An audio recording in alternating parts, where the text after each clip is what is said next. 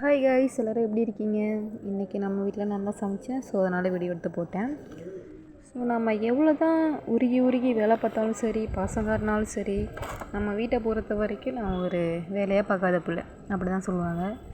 சரி, அதெல்லாம் காதில் வாங்கிக்கிட்டு கண்ணீர் சிந்திட்டு இருந்த காலம்லாம் போச்சு. ஸோ இப்போலாம் திருந்தியாச்சு. ஸோ இன்றைக்கி நான் பண்ண போகிறது என்னென்னா வெஜ் பிரியாணி, வெஜ் சால்னா, அப்புறம் ஜாமு. ஸோ இதுக்கெலாம் காய்கறி எல்லாமே நானே வெட்டிட்டேன்.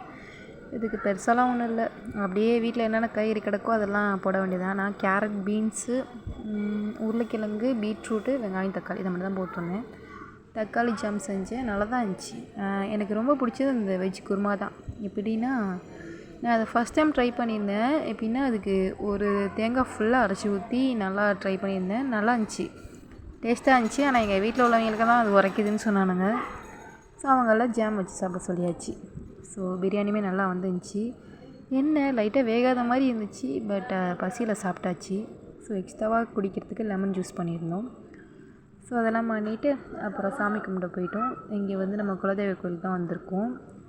இதை நீங்கள் பார்த்துருப்பீங்க, திரௌபதி அம்மன் கோயில். ஸோ ஒரு வாரத்துக்கு ஒரு வாட்டியாக தான் வந்துடுவோம்.